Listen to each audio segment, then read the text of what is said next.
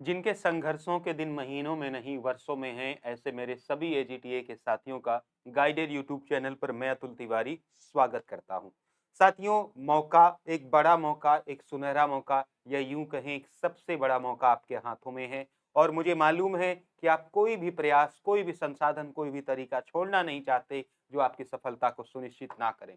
ऐसे में आपके प्रयासों को और मजबूत करने के लिए, एक कदम और आगे बढ़ाने के लिए मैं अतुल तिवारी आपकी यूपी जीके और कंप्यूटर की समस्या को थोड़ा बहुत कम करने का प्रयास इस संक्षिप्त वीडियो में करूंगा।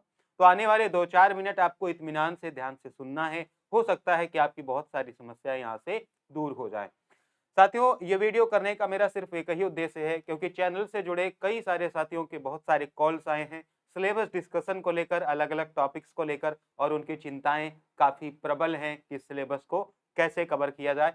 तो मैं व्यक्तिगत रूप से जवाब देने में असमर्थ हो जाता हूं, इसलिए मैं आपको ये वीडियो के माध्यम से बता देता हूं। ये सिलेबस है आपके सामने। चैनल पर नए हैं तो सब्सक्राइब कर लें, फ्यूचर में आपकी कई सारी परीक्षाओं में आपको फायदा ही होगा। ये आपका सिलेबस है मेरे दोस्तों, जो आपके एजी के सिलेबस हैं और ये आपके कंप्यूटर के सिलेबस है। एजी के बारे में बिल्कुल मुझे ज़्यादा जानकारी नहीं, इसके बारे में क्या है, लेकिन मैं आपके कंप्यूटर और यूपी जीके में मदद कर सकता हूँ। एक इंपॉर्टेंट की पॉइंट मुझे आपके साथ शेयर करना है साथियों। जैसे जो लोग जिस विषय को पढ़े रहते हैं उसको पढ़ने में उन्हें बहुत आसानी रहती है। जैसे अगर मुझे गणित कह दिया जाए पढ़ने को, मैथमेटिक्स कह दिया जाए पढ़ने को, तो मैंने ग्रेजुएशन और पोस्ट ग्रेजुएशन स्तर पर मैथमेटिक्स को पढ़ा, तो मेरे लिए उसको पढ़ना आसान होगा। ये मैं क्यों बता रहा हूँ? क्योंकि मैं जानता हूँ जिन्होंने एजी से पढ़ाई की होगी, उनके लिए ये एजी का सिलेबस सामान्य होगा, कॉमन होगा। वे सब इसको इतनी शिद्दत से पढ़ रहे होंगे और सभी के पास बहुत सारा कंटेंट अवेलेबल होगा। यानी अगर हमको भीड़ से अलग होना है, तो वे चीजें जिनमें इन सभी छात्रों को परेशानी हो रही होगी, कंप्यूटर को पढ़ने में और यूपी जीके को कवर करने में, अगर हमने यहाँ एज ले लिया, यहाँ बढ़त बना ली, तो निश्चित रूप से इसमें तो मेहनत करनी ही करनी है। लेकिन अगर हमने थोड़ी मेहनत इन दोनों विषयों में कर दी, तो निश्चित रूप से हम बाकी साथियों से कहीं आगे रहेंगे। ये वीडियो इसलिए भी मुझे बनानी पड़ रही है। ठीक है, तो मेरी बात आप समझ गए होंगे। ये सिलेबस मैंने ओपन करके रखा है, मैं इसको एक्सप्लोर करके बताऊंगा भी क्या अलग और क्या नहीं अलग है साथियों। और या यूपी जीके का सिलेबस है, साथ के साथ इनके इंग्लिश वर्जन भी हमने ले रखे हैं। तो सबसे पहले मैं 2 किताबों की चर्चा कर लेता हूँ जो आपके लिए बेनिफिशियल होंगी, लेकिन ये पूरी वीडियो देखनी पड़ेगी क्योंकि किताबों को सुनने से ही सब कुछ नहीं होता। इंग्लिश वर्जन भी हमने ले रखे हैं साथियों। पहली मैं यूपी जीके की बात कर लेता हूँ। देखिए, यूपी जीके में 2 किताबें मैं अभी प्रेफ़र करता हूँ। एक मैं घटना चक्र की किताब प्रेफ़र करता हूँ, बहुत सारी फैक्चुअल जानकारी उसमें मिल जाती है मुझे। दूसरी मैं राकेश सारस्वत की किताब प्रेफ़र करता हूँ, जिनमें मुझे कॉन्सेप्चुअल जानकारी और जो चीज़ें घटना चक्र में नहीं है, वो जानकारी मुझे मिल जाती है। तो मेरी मैक्सिमम चीज़ें इन्हीं सब चीज़ों से होती है, मतलब इन्हीं सब से मैं पढ़ता-पढ़ाता रहता हूँ। कंप्यूटर में अगर मैं बात करूँ तो ये 2 किताबें अगर आप पढ़ लेंगे तो बेनिफिशियल होगा आपके लिए, लेकिन थोड़ी-सी परेशानी ये है कि राकेश सारस्वत की किताब थोड़ी मोटी है और घटना चक्र में फैक्ट्स भी हैं। लेकिन फिर भी ये बेनिफिशियल आपके लिए होगी, 20 नंबर आपका कवर करेगी ही करेगी, काफ़ी फ़ायदेमंद रहेगी। दूसरा, कंप्यूटर में मैंने आपसे हमेशा ही कहा है और ये सच है, आप चाहे जिससे पूछ लें वो यही बताएगा। 40% सिलेबस पुराना है, जो कि आपको किसी भी किताब में जो आप जानते हैं, जैसे परीक्षावाणी, अरिहंत, घटना चक्र, किसी की भी किताब उठा लेंगे, आपको मिल जाएगा। लेकिन 60% सिलेबस इन किताबों में नहीं है, या अगर इन्होंने अपडेट किया भी है तो उस लेवल का अपडेट नहीं किया है जो आपकी परीक्षा में पूछा जाएगा। सच्चाई यही है, मानना या ना मानना मैं आपके ऊपर छोड़ देता हूँ। इन दोनों के लिए मैंने एक आपके लिए प्रयास किया है कि मैंने इन्हीं दोनों के, मतलब ये जो आपका जो घटना चक्र राकेश सारस्वत का सार हो गया, जो कि बेनिफिशियल होगा आपके लिए, और साथ के साथ कंप्यूटर के नए नोट्स मैंने हैंड रिटन बनाए हैं लेटेस्ट सिलेबस पे, जिसमें पूरा सिलेबस कवर हो जाएगा, जो कि आपको इस नंबर पे व्हाट्सएप करके मिलेगा। लेकिन ये बात आखिरी नहीं है, अभी इसको पहले सुनना है कि क्यों करना है, कैसे करना है।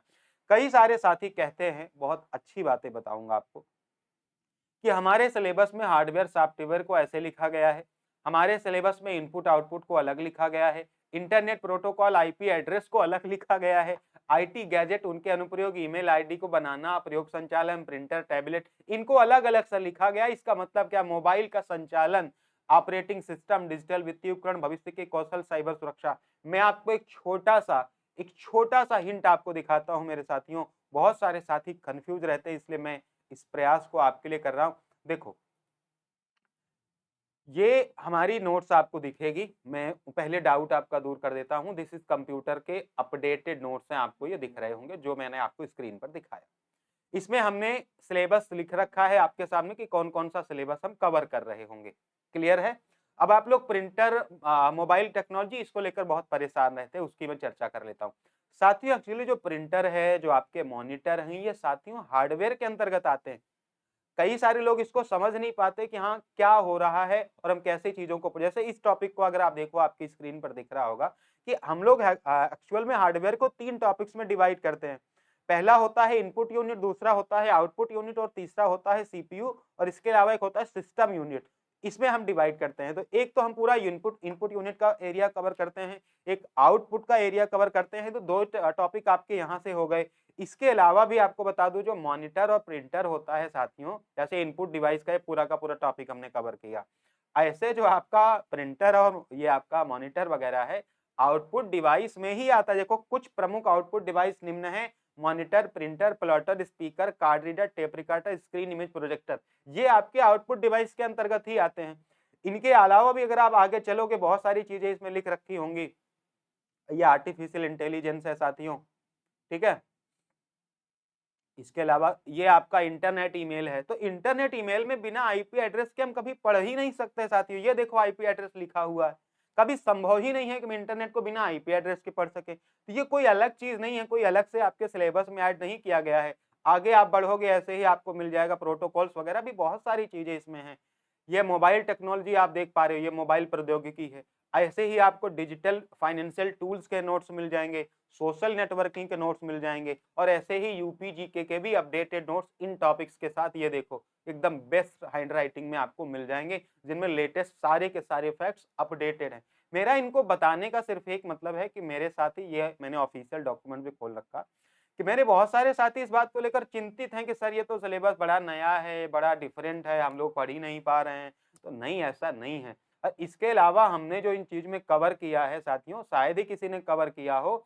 हमने अपने भविष्य के कौशल में 12 बिंदुओं को कवर किया है: artificial intelligence, machine learning, deep learning, big data processing, mobile computing, blockchain technology, internet of things, cloud computing, virtual reality से लेकर साइबर सिक्योरिटी और ई गवर्नेंस तक को कवर किया है। तो मेरे हिसाब से तो आपको चिंता नहीं करनी चाहिए, या फिर इसके बारे में सोचना नहीं चाहिए कि मुझे क्या करना है, क्योंकि वो सिलेबस का कोई नया हिस्सा नहीं है। तो या तो मैं आपको पहला ऑप्शन देता हूं कि आप स्वयं बाजार चले जाएं, इन किताबों को उठा लें और इस 60% के लिए भी अगर आपको कोई बेस्ट बुक मिल जाती है जैसा मैंने बताया उन टॉपिक्स के साथ, तो आप इसको भी उठा लें, कोई चिंता वाली बात नहीं है। जो आपके लिए बेस्ट हो आप उठा लें। इन 40% के लिए, 60% के लिए उठा लें, इन किताबों को भी आप मंगा के पढ़ सकते हैं। या फिर मैं आपको ऑप्शन दे रहा हूं कि जिनमें अपडेटेड चीज मिल जाए। दोनों ही आपके विवेक पर निर्भर है, या किसी प्रकार का इसको आग्रह आपको नहीं समझना है, ठीक है। तो मैं समझता हूं कि एजीटीए के साथियों को अब फ्यूचर में कभी इसको लेकर कोई सवाल वो नहीं करेंगे कि हमारा सिलेबस बड़ा अलग है, इसमें ये लिखा है वो लिखा है। ऐसा कुछ भी आपके सिलेबस में नहीं लिखा है। Thank you so much. उम्मीद करता हूं कि निश्चित रूप से आपके डाउट्स दूर हो गए होंगे। अब फ्यूचर में इसकी समस्या नहीं होगी। पूरे तन मन धन से इस बड़े से सबसे बड़े मौके को आप बुनाने के लिए तैयार होंगे। Thank you so much.